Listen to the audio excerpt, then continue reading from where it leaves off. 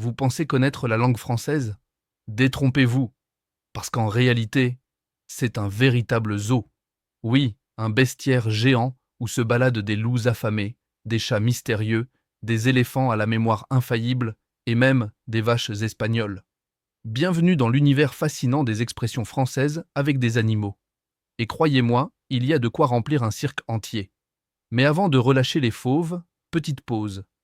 Ici, vous êtes sur La Langue Française, la chaîne qui vous révèle les secrets, les histoires et les bizarreries cachées derrière vos expressions préférées.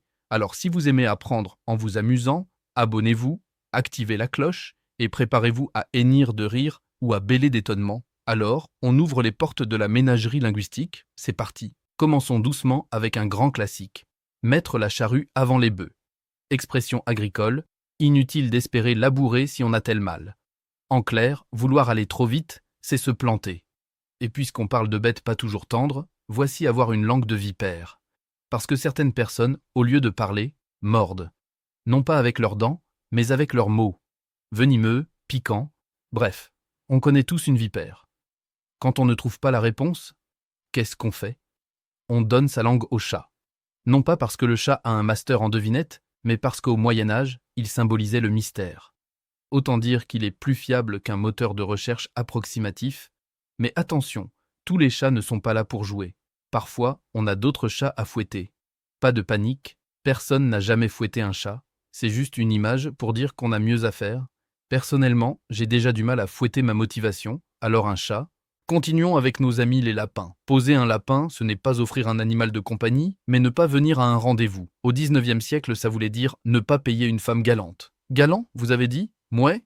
Et puis, il y a ceux qui foncent tête baissée. On appelle ça se jeter dans la gueule du loup. Là, clairement, c'est accepter un danger énorme. Comme regarder sa facture EDF sans se cacher les yeux. D'ailleurs, en parlant de loup, on peut aussi avoir une faim de loup. Parce que cet animal symbolise un appétit démesuré. Un peu comme moi devant un buffet à volonté. Mais parfois, on avance doucement, prudemment, à pas de loup.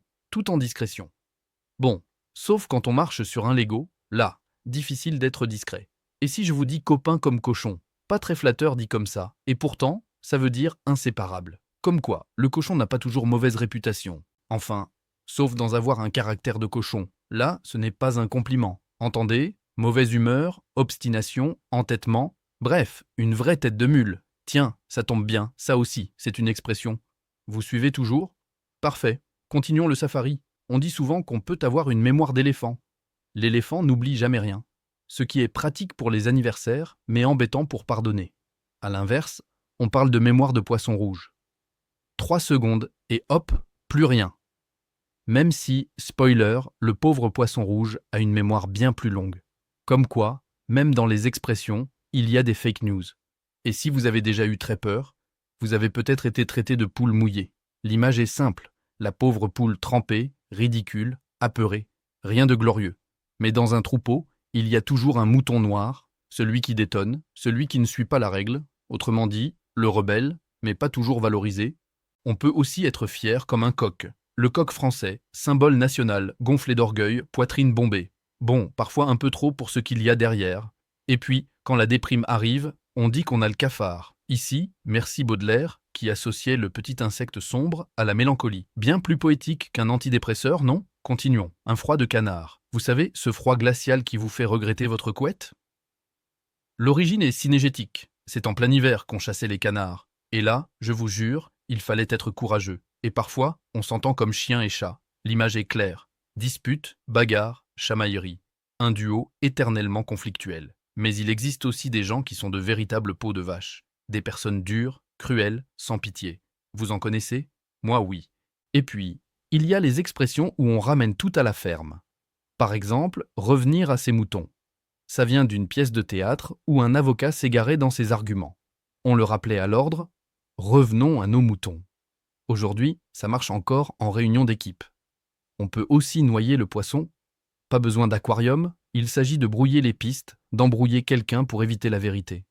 Une spécialité politique, n'est-ce pas? Ou bien travailler sans relâche, comme dans un travail de fourmi. Minutieux, précis, patient. Pas forcément spectaculaire, mais indispensable. Et puis, dans ce bestiaire, on croise aussi le renard rusé. Forcément, Le renard est l'animal malin par excellence.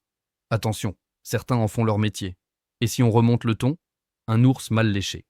L'ours, mal éduqué, rustre, pas très poli. Le genre de voisin qui fait du marteau-piqueur à 7 heures du matin. Enfin, impossible d'oublier parler français comme une vache espagnole. Ici, on se moque gentiment d'un français très mal maîtrisé. On aurait aussi pu dire comme un chabot fatigué, mais c'est moins poétique. Et voilà, nous venons de parcourir 30 expressions françaises avec des animaux, et je peux vous dire qu'on n'a pas encore fait le tour du zoo. Alors, si vous voulez découvrir la suite, rendez-vous très bientôt pour le deuxième volet, avec encore 30 nouvelles expressions bestiales. En attendant, abonnez-vous, laissez un pouce bleu, partagez la vidéo, et dites-moi en commentaire, si vous deviez être une expression animale, laquelle seriez-vous? Personnellement, je crois que je serais une faim de loup. Ici, la langue française, l'endroit où les mots prennent vie, et parfois des poils, des plumes ou des écailles. À très vite pour la suite.